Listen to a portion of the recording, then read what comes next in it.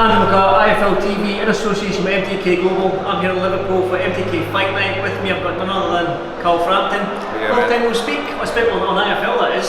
Yeah. When was the last time I seen you in New York? No, I was in New York. Oh, you weren't? I don't do this. I was talking about you in New York. That's what it was. You gave me some praise, which was good. All good, yeah. I think it was Belfast last time I saw you.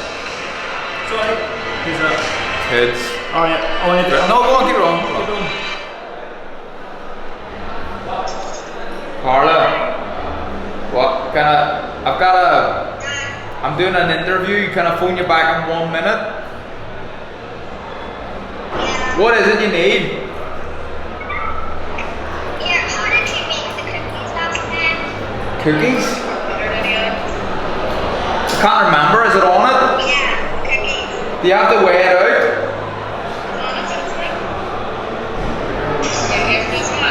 I can't remember. I'll phone you back. Okay. Alright, kid. Bye-bye. Bye. How to make cookies? They're making cookies. I don't know how much butter they have. You can make cookies. And ingredients, follow ingredients, instructions, is a gift. Make whatever you want, man. Well, I'm not that type of guy, so I'm not talking about. Yeah, so big fight lined up for yourself out in Philly. Let's just jump straight into it against Dominguez. Do you know much about the guy? Not a lot. What I know, he's a Mexican. He'd be a good fighter. Never underestimate a Mexican. And similar sort of kind of attributes to Alejandro Gonzalez, similar sort of size and record, and so I can't be taking this fight for granted at all. And the thing is, if this guy comes and beats me, his whole world opens up, and he gets huge fights off the back of it, and huge paydays, and I don't know, he may have a young family, I don't know if he does or not, I don't know his background, but it could change his life potentially if he beats me, so he'd be up for it, and I need to be ready for that.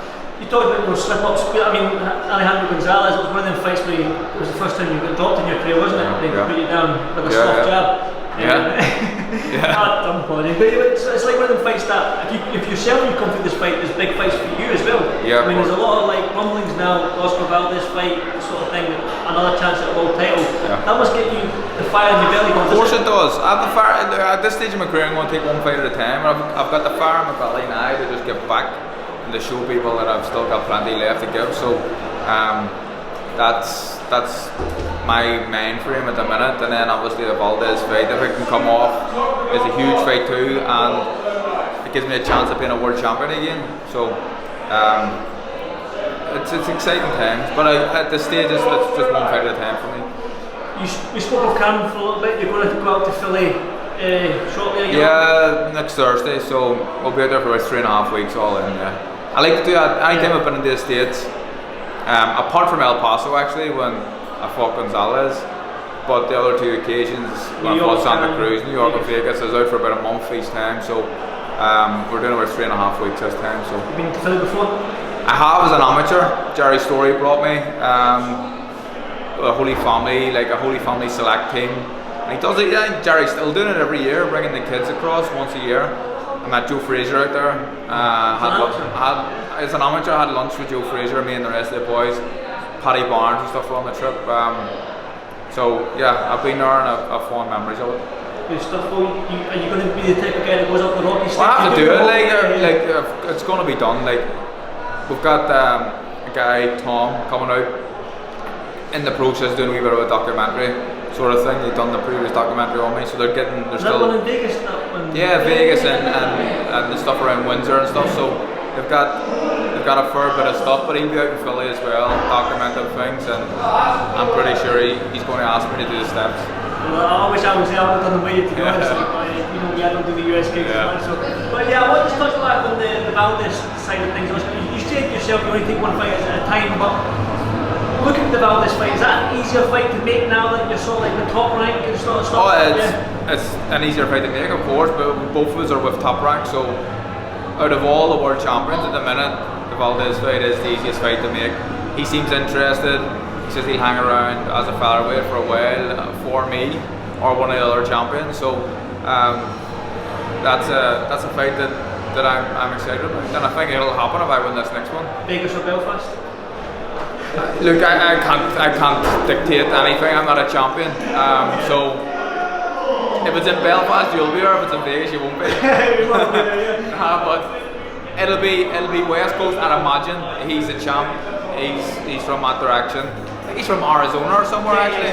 It's sort of like it's like Vegas. But he's based kind of like LA, and he fought a lot there in the stable. So I'm happy to fight anywhere. And again, as a challenger, I can't be making too many demands. Well, you talked about me in Belfast. That's my city, and I'm in Belfast. Talking about Belfast boxing, I mean, Big Stevie Ward last time out, that incredible fight against Tim Conroy.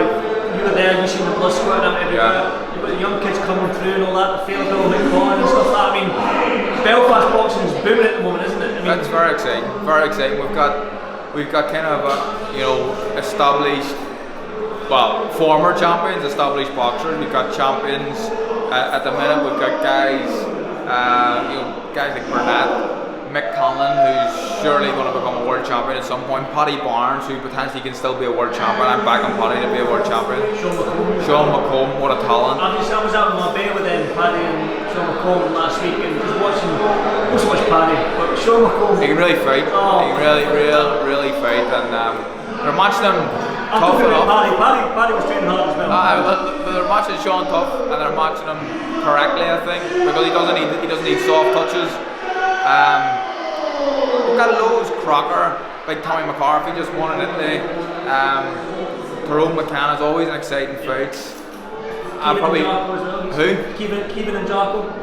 Is Kevin? Oh, Kevin. Aye. What's it? People call him Kevin. I can pronounce it. Kevin, I call him. Great fighter. Yeah. So we've plenty of talent come through, and obviously Big Stevie is busted in the top 15 WBO now as well after his last fight. So it's looking good for Belfast boxing. Well, the reason you're in Liverpool is Big Martin Murray. Yeah. He announced his retirement on the undercard of your what's your show? Warren fight. Yeah. But he's come back. Yeah. How's he looking in the gym? I mean, everyone sees you in the gym with Murray, with Rocky Fielding and Jack Carroll.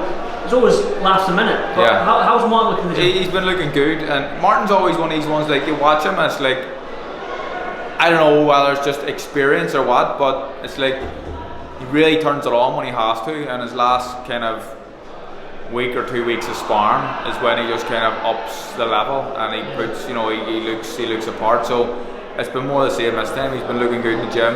He's now up to super middleweight. He's fighting a big lad here tonight.